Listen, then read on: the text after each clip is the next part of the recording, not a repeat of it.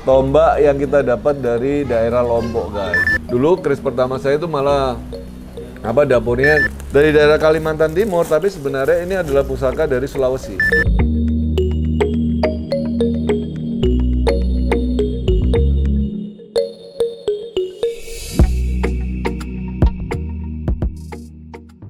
Halo teman-teman, ketemu lagi sama saya Rivo Cahyono di Etnik Indonesia. Ini saking semangatnya buat video, walaupun hujan-hujan, kita tetap semangat buat video, guys. Nah, kali ini saya akan unboxing sendirian sambil kita jawab pertanyaan ya, Ron ya? Boleh. Pertanyaan-pertanyaan, semoga teman-teman dalam keadaan yang sehat, dalam keadaan yang tetap semangat. Sambil ada beberapa paket yang datang dan ini waktunya kita unboxing. Oke, guys. Mulai, Ron. Pertanyaan apa, Ron? Pertanyaan yang ringan-ringan dulu ya. Ringan-ringan dong, jangan berat-berat ini. Hujan-hujan, bro. Dari KB Raharjo. Saya selalu merinding jika nonton review keris Om Rivo. Kagum. Salam budaya Om Rivo beserta tim, sukses selalu. Oh, thank you, guys. Sebenarnya kita bukanlah ya istilahnya kita ini tidak sebanding lah dengan banyak orang yang lain yang mungkin jauh lebih berperan di dalam budaya. Kita ini hanya penggembira aja, guys. Jadi sebenarnya masih banyak banget orang-orang yang di balik layar yang bekerja keras, mempunyai andil begitu banyak untuk melestarikan budaya-budaya Indonesia, baik itu tari-tarian, baik itu busana, makanan, dan budaya itu kan sangat kompleks, sangat lengkap, dan yang kita lakukan ini hanya sebagian kecil sekali dari keindahan budaya bangsa Indonesia. Jadi teman-teman, saya berterima kasih untuk apresiasinya. Semoga video-video kita bisa menginspirasi ya teman-teman yang lain untuk ikut serta dalam melestarikan budaya, khususnya kalau di channel saya lebih ke arah Tosan Aji dan juga peninggalan-peninggalan yang bersejarah. Nah, ini ada kiriman nih, bro, dari Mas Doni Eling dari Lombok, guys. Lombok lagi? Lombok dong. Nah, kita rencananya kita mau ke pameran nih di Lombok nih. Ada undangan dari teman-teman ini ya, para pelestari pusaka di sana, pelestari Tosan Aji. Dan rencananya tanggal 18 sampai 21. Rencananya akan ada pameran di sana, tapi kita rencananya sama tim juga akan hadir di sana untuk meliput keindahan daripada pusaka-pusaka yang ada di Lombok. Oke? Nah, ini Ron, kita dapat pusaka dari Mas Eling ini berupa barang yang keren. Ini namanya tombak. Jadi tombak yang keren yang kita dapat dari daerah sana, guys. Kita lihat ya. Ini penampakannya. Jadi tombak itu di Indonesia ada berbagai macam. Mungkin sebagian dari kita mungkin belum bisa membedakan mana yang tombak dari Jawa, mana tombak dari Lombok, mana tombak dari Sumatera. Mereka berbeda-beda satu sama lain, walaupun pasti ada kesamaannya. Dan ini salah satunya, tombak yang kita dapat dari daerah Lombok, guys. Wow, keren ini. Nah, ini biasanya ada landeannya, cuman kita karena nggak perlu landeannya ya.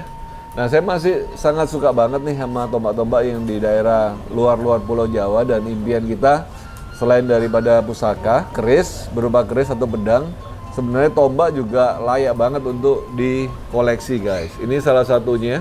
Kalau di Jawa, biasanya tombak seperti ini, nama dapurannya ada ron andong, guys, atau daun dari andong ya. Nah, ini bentukannya seperti daun memang. Dan ini kalau diwarangin pasti bagus banget ini, guys. Besinya sangat padat sekali, sangat bulan, dan ini kebetulan ada dua tombak nih. Satunya kecil seperti ini. Keren ini. Wuss. Jadi ada dua tombak yang keren banget dari daerah Lombok. Dan ini biasanya tombak Lombok sama Bali itu hampir-hampir sama, guys. Dan juga di Jawa juga ada kemiripan juga gitu loh. Jadi kemungkinan memang tombak di daerah Indonesia memang bermacam-macam bentuknya, cuman pasti ada kesamaannya. Nah, saya suka tombak yang kecil seperti ini karena selain daripada misalnya kita bisa buat warangka yang kecil untuk dibawa kemana-mana, kita juga bisa ditaruh di seperti tongkat komando. Jadi ada Mungkin kalau kita punya tongkat kecil atau apa, kita bisa taruh di dalam tongkat itu sebagai istilahnya pusaka yang disarungin dengan tongkat untuk dibawa kemana-mana. Kecil cabai rawit ini guys. Keren ya, ada 2 tombak yang kita, ini dari Lombok, ini panjangnya sekitar 30 sentian. Dan pamore kayaknya, kalau yang ini pamore wasuta nih. Yang ini belum kelihatan pamore apa, tapi kayaknya sepertinya ada pamor nih.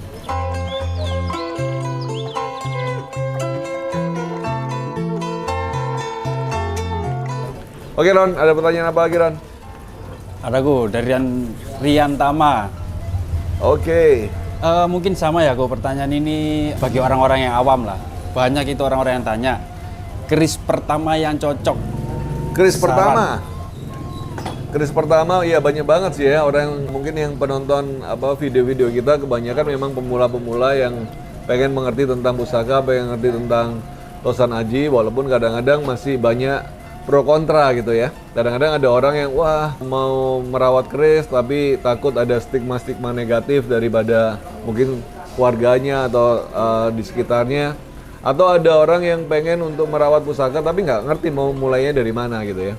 Nah di setiap daerah itu punya tradisi. Kalau kita ngikutin di tradisi yang di Jawa, untuk pusaka yang bisa kita secara tradisi itu untuk pusaka untuk yang pertama itu biasanya dapurnya tilam upe guys.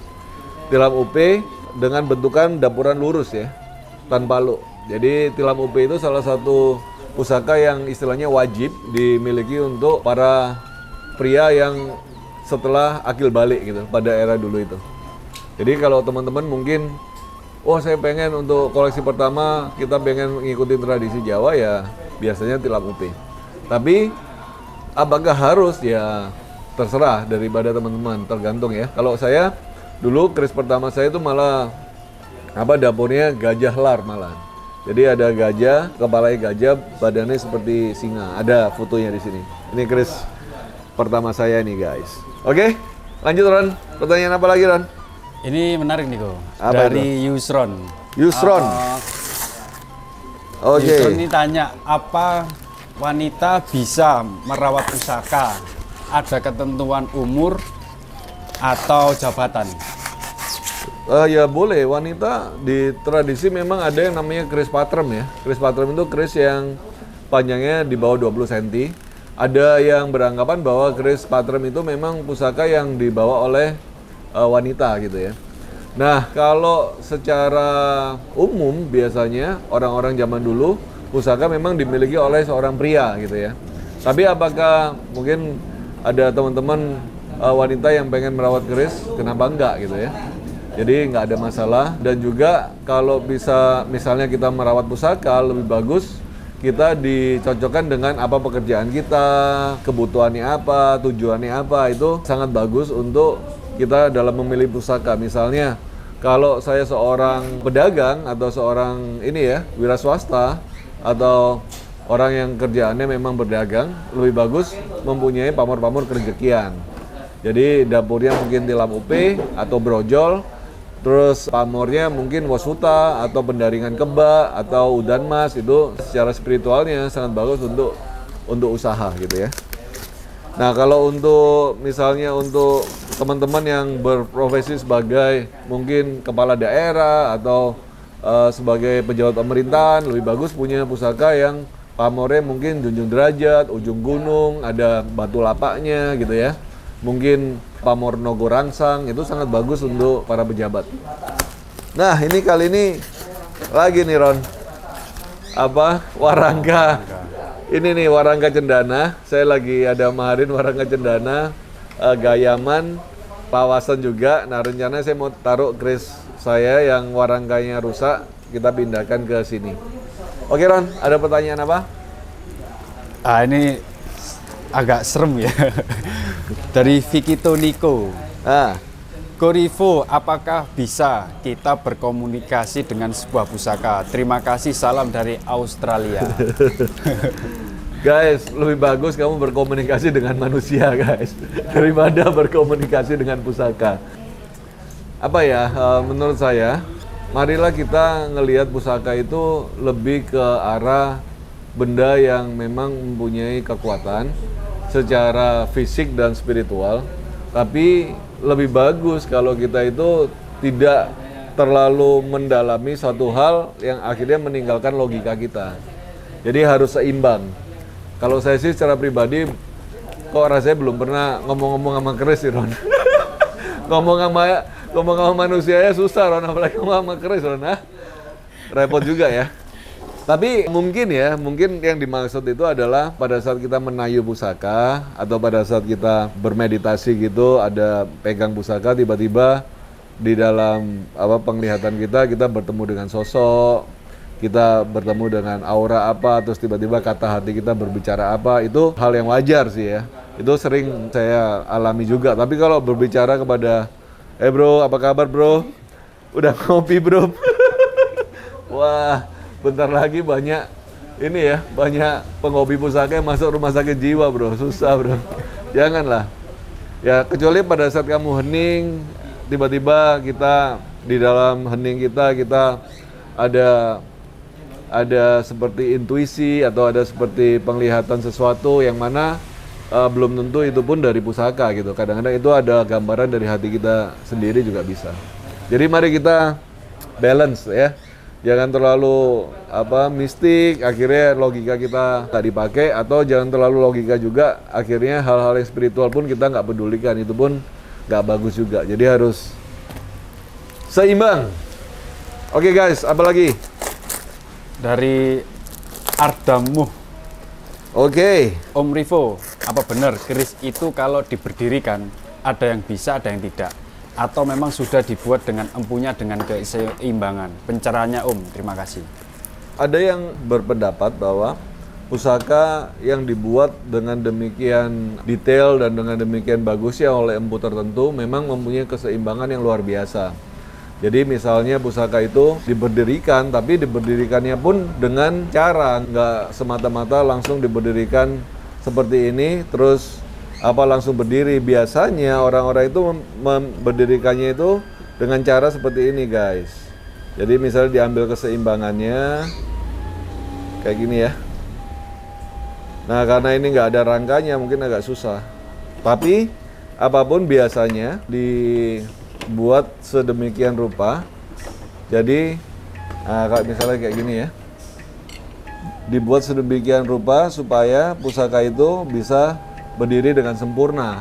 Karena ada sandarannya di dalam warangkanya, biasanya seperti itu. Tapi kalau misalnya dibuat tiba-tiba berdiri seperti ini, nah itu keseimbangan yang luar biasa dan jarang sekali kita bisa lihat ya pusaka yang benar-benar diberdirikan. Jarang sekali kita lihat ya yang misalnya di atas kaca atau diberdirikan seperti ini guys.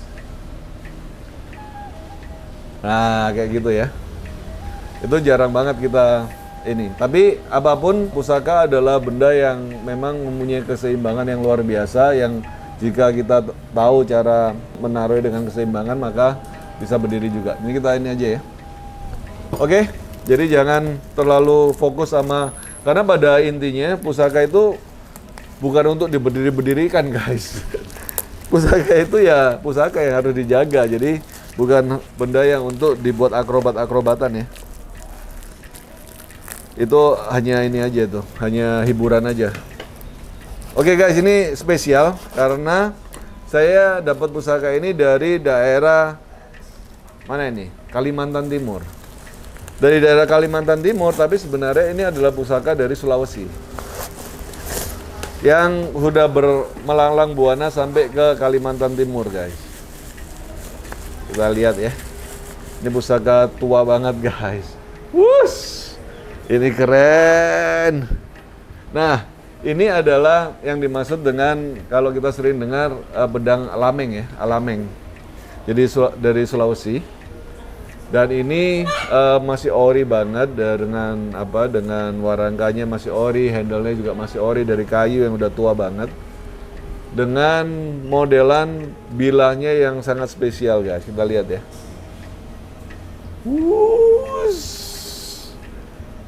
Sangar ini bro. Ini pedang lameng ini udah tua banget. Jadi ini modelnya dengan pamor kurisi guys. Pamor kurisi itu seperti pamor ganggang kanyut dengan bentukannya ganggang kanyut, tapi yang istimewa adalah ada baja gantungnya di sini. Nah ini baja gantung yang mana sampai hari ini menurut pendapat teman-teman para pembuat tosan aji itu sampai hari ini masih belum bisa nih buat baja gantung seperti ini. Jadi ada kayak putus gitu kan di sini, ya. Nah ini nggak nyambung nih pamornya, jadi dia sendiri, yang sini sendiri. Nah di sini ada pusar buminya. Pamornya kalau di Jawa dinamakan seperti pamor ganggang kanyut, bentuknya seperti alameng biasa. Tapi ini tua banget dan ini memang adalah mungkin kalau bisa dilihat dari bentukannya dan dari seni tempanya, kayaknya masuk ke era-era Mojopahitan ini guys. Jadi ada korosi juga di sini. Menurut yang punya ini juga pedang yang temuan guys dari daerah sana. Jadi kalau saya boleh bacakan, ini namanya pamornya pamor kurisi. Kayak ombak seperti itu. Kalau di Jawa sih namanya ganggang kanyut ya. Nah, terus di Pamoria ini ada yang namanya sambang gareno, yang modelnya sambung. Jadi sambang gareno itu seperti ini. Kalau di bahasa sana itu, sambang garena itu seperti baja yang sambung di sini. Biasanya pada zaman kerajaan pada era itu, untuk pusaka dengan ada sambang gareno ini, menurut teman yang ada di Sulawesi, ini pemegang pusaka ini nggak boleh masuk ke dalam keraton guys kalau punya pusaka ini, karena di zaman itu mereka beranggapan bahwa orang yang mempunyai pusaka dengan sambang gareno seperti ini itu mempunyai jiwa pemberontak atau jiwa itu pengen selalu membawa perubahan. Nah itu menurut kabarnya di daerah sana, kalau punya pusaka seperti ini biasanya memang dipakai untuk para pendekar yang mana tugasnya adalah di lapangan atau di medan tempur. Jadi nggak boleh masuk ke dalam pemerintahan kayak gitu. Menurut teman yang di sana, tapi saya nggak tahu ya. Buat teman-teman yang lain yang nonton video ini, mungkin bisa tulis komen tentang pusaka yang sangat luar biasa dari daerah Sulawesi ini guys. Pedang alameng. Ini tua banget udah. Mantap ini. Ayo Ran, ada apa lagi nih? Pertanyaan terakhir kok. Ya. Dari Raga Sukma. Ngerokok semua ini bro. Bang, apakah benda pusaka, apakah keris yang punya kalau ada kodamnya bisa membuat meninggal yang pemiliknya? Ya gini, kalau keris itu ditancapkan di dada kita, menembus jantung pasti meninggal guys. Entah itu keris buatan baru atau lama ya. Tapi banyak anggapan lah tentang pusaka itu bisa berfungsi secara fisik ataupun secara spiritual. Nah untuk orang-orang tertentu bisa menggunakan energi dari pusaka itu untuk dikirimkan di lawannya gitu ya. Dengan doa tentunya. Dia menggunakan energi yang ada dalam pusaka untuk dikirimkan ke seorang yang dianggap musuh gitu. Itu di dalam teori Kundalini pun bisa melakukan itu gitu ya. Tapi apakah semudah itu? Saya rasa nggak semudah itu guys, karena setiap manusia itu juga mempunyai kekuatannya masing-masing. Mulai itu perlindungan dirinya sendiri secara spiritual ataupun perlindungan dari leluhurnya juga. Jadi nggak semudah itu pusaka itu bisa dipakai untuk menyakiti manusia lain secara sembarangan. Kecuali kalau memang sudah takdirnya. Jadi bisa jadi iya, bisa jadi hanya cerita belaka. Oke? Wah tapi seneng banget sih hari ini dapat pusaka spesial kan. Ada dari Lombok, tombak. Ini juga keren banget, nanti kalau dibersihin pasti keren banget ini. Dan yang paling keren adalah pedang lameng. Itu pertama ya? Ini kayaknya, enggak, aku punya juga pedang lameng dulu, tapi pamornya kelengan Ron. Makanya ini pamornya keren nih, dari dulu pengen banget punya pedang lameng dengan pamor gantung seperti ini. Biasanya juga di daerah Bugis itu ada yang pedang luwu, namanya sih pedang luwu sih sebenarnya. Ada yang badik luwu itu juga ada baja gantung, itu saya punya cuma satu aja. Dan ini yang pedang yang punya baja gantung seperti ini baru pertama kali nih kita punya ini. Keren banget guys. Walaupun udah korosi ya, udah tua banget ini. Mantap! Oke guys, itu aja video kita. Semoga menarik dan semoga bermanfaat. Mari kita terus melestarikan pusaka-pusaka Indonesia seperti ini, harusnya dirawat dan dijaga dengan baik supaya tidak rusak dan tidak hilang sejarahnya. Semoga teman-teman juga bisa terinspirasi untuk terus bangga dengan budaya Indonesia dan terus memajukan Indonesia melalui hal-hal yang kita bisa lakukan, hal-hal kecil yang bisa kita lakukan. Kalau kita bisa memperkenalkan budaya kita, itu pun udah cukup bagus. Sampai ketemu di video-video selanjutnya. Salam budaya.